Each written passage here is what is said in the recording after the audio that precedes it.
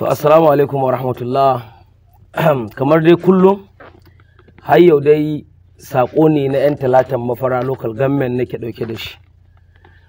Da farko dai talatan mafara local government ina fatan kowa ya san da cewa wutanmu ruwanmu, ma'ana sai muna da wutan nefa muke da ruwan sha. Wannan watan azumi muke ciki, wanda ya kamata gidan kowa a ce ruwa ba su wahala, domin aikin azumi ya bambanta da aikin kowane lokaci in dai na abinci ne. Na farko dai inda mun ka fito kafin mu shigo wannan wata mai alfarma, ga maganan nefa ya hi wanga watan da muke ciki. Duk wani mai kasuwanci ko mai neman rahama ubangiji, kai duk da wani dan nafef na ga ya rubuta cewa duk inda ya saba kaiwa 200 albarkacin azumi yanzu zai kai naira 100. Amma yan nefa, I'm sorry to say, ba na zo in yi condemning ɗinku ba ne, na zo in tunatar da ku cewa muna cikin watan Ramadan.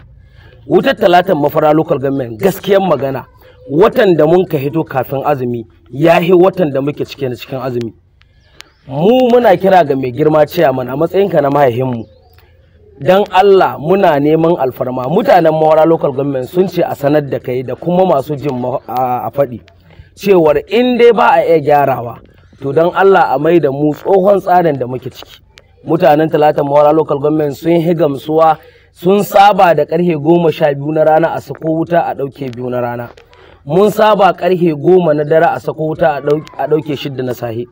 Yanzu akwai inda saboda zahi mutum ba zai samu ya shige gida ba, in baka kwanta da wuri ba sanadiyar rashin nefar da aka sakowa da wuri, wani bai kwanta da wuri shi yasa ba zai iya tashi ya sahur ba, dole ya zagege. Amma duk inda ka kwanta karfe 10 na dare ka tashi zuwa 5 na asuba tashi bai ma wahala. Amma ka kwanta 12 bai zama dole kwana ya dauke ka ba, akwai lissafin rayuwa, akwai tunani. Wani karfe 1 zai kwanta, an zo ta da kai karfe 4, ko kuma da kai da mai mata da kai din babu wanda ka iya tashin.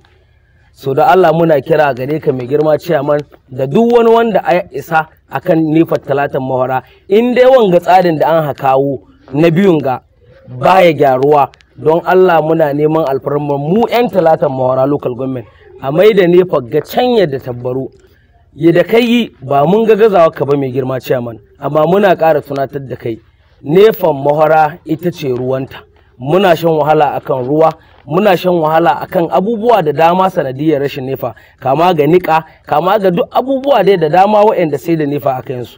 So muna godiya da kokarin da ka yi, muna kuma ƙara kira gare ka mai girma chairman akan don Allah mutanen nan a ce su mai da nefan nan yadda take kafin mu shigo azumi, ko kuma a ƙara gyara al'amarin ga.